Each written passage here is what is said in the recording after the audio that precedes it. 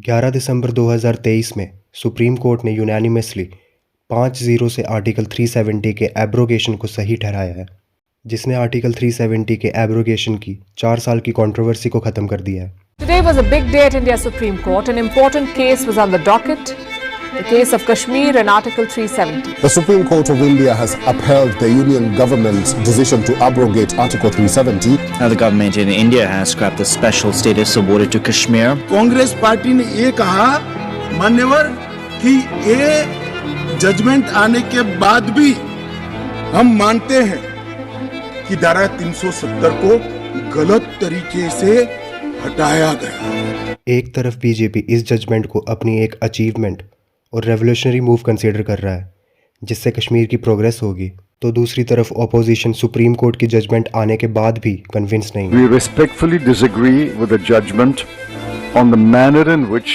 Article 370 was abrogated. आज जो फैसला आया हम उससे मुतमईन नहीं हैं। आज नहीं, आगे जाके कहीं मुल्क में ऐसे हालात पैदा होंगे कि हम अपनी खोई हुई जो पहचान है, जो इज्जत है, जो सारा कुछ 5 अगस्त 2019 को हमसे लिया गया, हम इसको वापस हासिल कर सकेंगे। जब चैलेंज में थी तो धारा 370 को क्यों नहीं रोका गया और आज आपको कानून की मर्यादाएं याद आ रही हैं? अगर हम इस मूव को डेवलपमेंट के पॉइंट ऑफ व्यू से देखें तो ये कहना गलत नहीं होगा कि J&K अब हज़ारों बिजनेस अपॉर्चुनिटीज़ के लिए ओपन है, क्योंकि बिजनेस अपॉर्चुनिटीज़ के मामले में अब तक जम्मू एंड कश्मीर सबसे पीछे रहा है। The ruling, it not only legitimizes the move, it highlights how it's a new Kashmir for new India. It opens the path of development, which was already constructed when the Article 370 was removed. J&K में article 370 के हटने से वहाँ के land prizes increase हुए हैं, उनकी value में इंक्रीज़ देखा गया है और फॉरेन इन्वेस्टमेंट्स भी आना शुरू हो चुकी हैं। अब इस मैटर के बारे में हमें इसलिए पता होना चाहिए क्योंकि आर्टिकल 370 को हटाने का decision one of the most critical decision था जो कि इंडिया की गवर्नमेंट ने लिया है। तो चलिए इस बारे में थोड़ा गहराई से समझते हैं कि क्यों आर्टिकल 370 इंट्रोड्यूस किया गया था।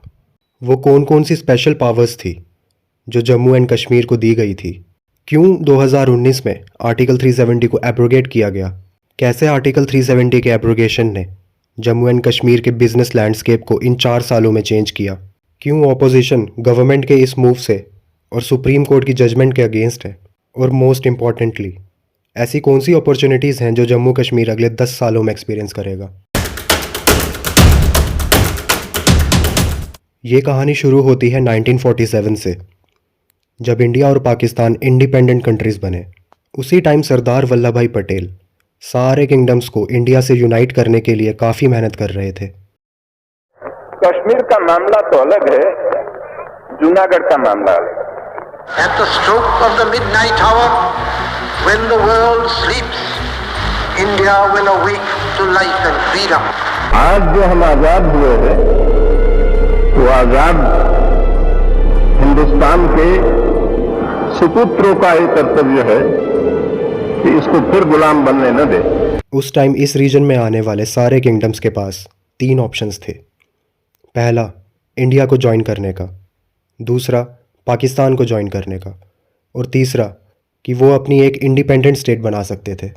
तो इन्हीं सब किंगडम्स के रूलर्स में से एक थे महाराजा हरि सिंह, जो कि जम्मू कश्मीर किंगडम के रूलर थे।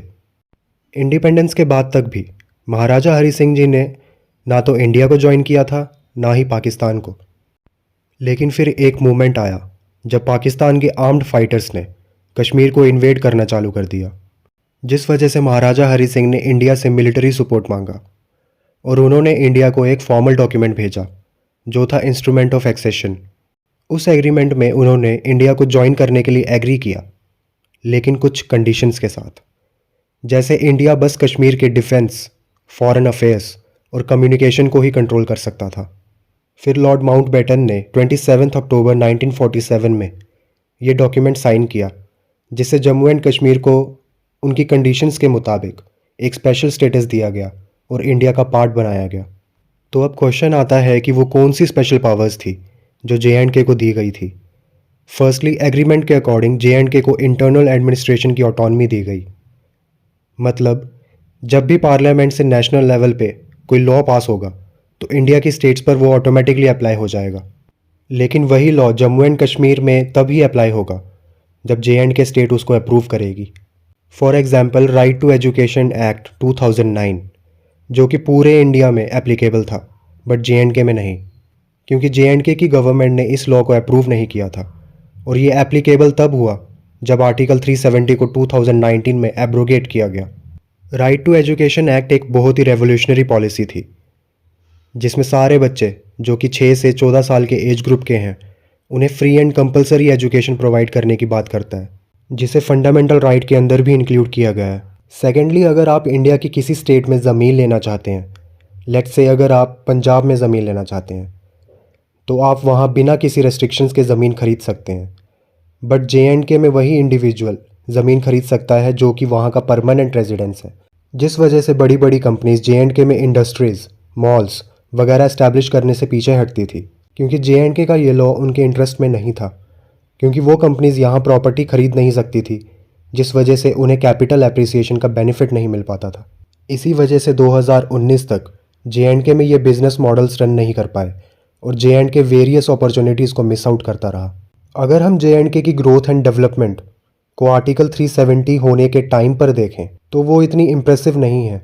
2018 के एक सर्वे के अकॉर्डिंग जम्मू एंड कश्मीर में टोटल नंबर ऑफ फैक्ट्रीज़ बाकी स्टेट से कई ज़्यादा पीछे हैं और मोस्ट शॉकिंगली JNK अपनी पहली फॉरेन डायरेक्ट इन्वेस्टमेंट भी आर्टिकल 370 के हटने के बाद ही रिसीव कर पाया है, जिसका मतलब इंडिया की बाकी स्टेट्स के मुकाबले JNK FDI के मामले में 30 साल पीछे था।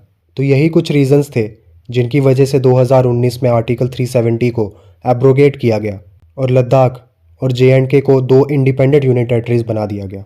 अब अगला सवाल ये आता है कि आर्टिकल 370 के एब्रोगेशन के 4 साल बाद तक ऐसे क्या चेंजेस JNK में हुए हैं जिस पे रूलिंग गवर्नमेंट इतना ज़्यादा प्राउड फील करती है। It has been 4 years since the abrogation of Article 370 in India's Jammu and Kashmir. Winds have changed direction. The footfall of tourists has increased more than ever. Policy initiatives and increased infrastructure spending boosted tourism in the region.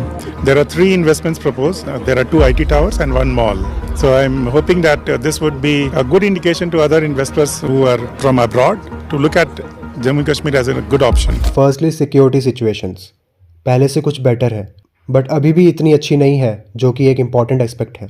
अभी भी valley में stone pelting के incidents, encounters और हमारे security officials शहीद हो रहे हैं।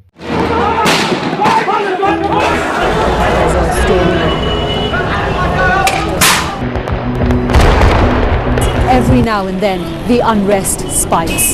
This fresh wave of violence we're witnessing now has been escalating since 2016. तो वी कैन जस्ट होप कि ये सब इंसिडेंट्स आने वाले सालों में डिक्रीज़ हों। अगर इंफ्रास्ट्रक्चर और डेवलपमेंट की बात करें तो पिछले 4 सालों में 19,096 किलोमीटर के रोड्स को अपग्रेड किया गया है। JNK को पिछले सालों में इलेक्ट्रिसिटी की प्रॉब्लम्स फेस करने पड़ी है, जिसकी वजह से JNK में 21 हाइड्रो पावर प्रोजेक्ट स्टार्ट किए गए हैं, जिनकी कैपेसिटी 5,186 मेगावाट्स है। JNK में इन 4 सालों में 292 इंडस्ट्रियल जोन्स को आइडेंटिफाई किया गया है, जहां वेरियस इंडस्ट्रीज एस्टैब्लिश की जाएंगी, जो अल्टीमेटली वहाँ के लोगों के लिए जॉब अपॉर्चुनिटीज़ क्रिएट करेगा और JNK में फॉरेन इन्वेस्टमेंट्स भी आएंगी। इससे पता चलता है कि लार्ज स्केल डेवलपमेंट होने से JNK की इकोनॉमिक एक्टिविटी में एक बहुत बड़ा बूस्ट देखने मिलेगा। अब हमारा लास्ट क्वेश्चन कि अगर सब इतना अच्छा चल ही रहा है तो क्यों अपोजिशन इस मूव को अपोज कर रहे हैं। तो इसका पहला रीज़न तो ये है कि JNK को स्टेटहुड से हटाकर उसे यूनियन टेरिटरी का स्टेटस दे दिया गया है। मतलब अब JNK का एडमिनिस्ट्रेशन डायरेक्टली सेंटर के अंडर आ चुका है।